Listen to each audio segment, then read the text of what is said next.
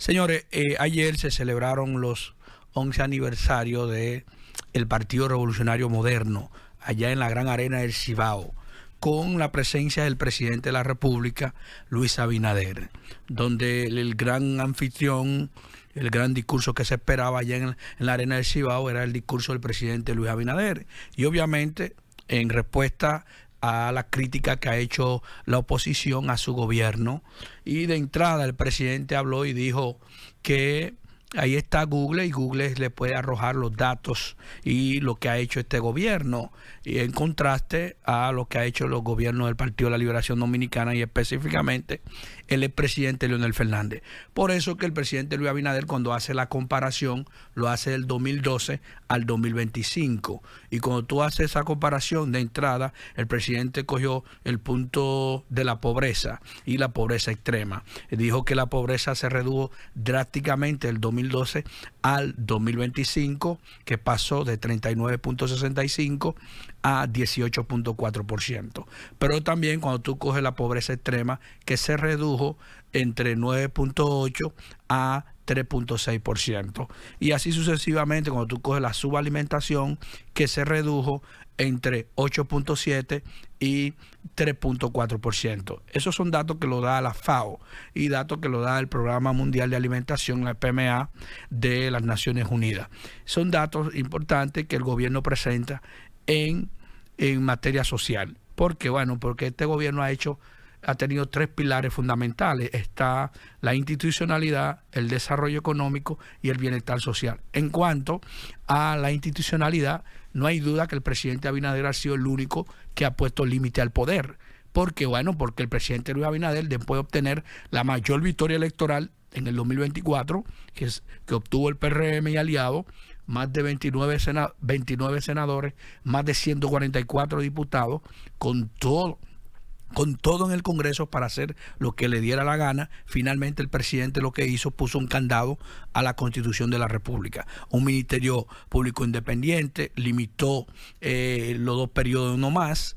Es decir, que un presidente le haría difícil modificar ese candado para volver a ser presidente después de obtener 2 triunfos electorales. Y obviamente el tema del desarrollo económico que ha tenido el país, y específicamente en su gobierno, que habló del crecimiento que ha tenido el país y también del Producto Interno Bruto. El Producto Interno Bruto per cápita ha aumentado. También cuando tú haces el contraste entre el salario mínimo entre el 2012 y 2025, se ha aumentado entre un 85 y un 90%, cuando en el año 2012 el salario mínimo era $193 y hoy es $366, pero ha tenido un crecimiento real de 20.6%.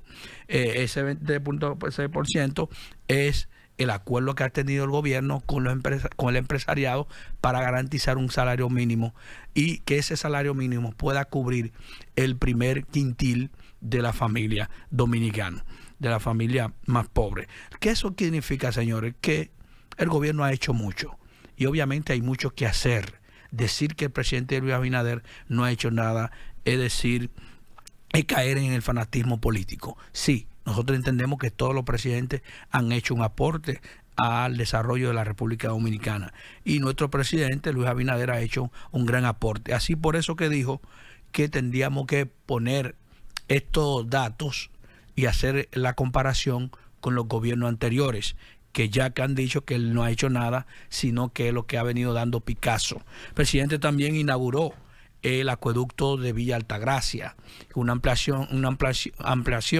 de ese acueducto que va a beneficiar unos 73,000 habitantes con una capacidad de producción, es decir, un caudal entre 200 y 300 litros por segundo. Y obviamente cada vez que el presidente habla de su obra menciona Google para darle respuesta al presidente Leonel Fernández y específicamente a la oposición. Lo hizo en Asua cuando se dio la inauguración de ese acueducto en la semana pasada, el miércoles de la semana pasada. El presidente en Asua dijo, bueno, los amigos de la oposición, yo les digo que busquen en Google lo que ha hecho el gobierno.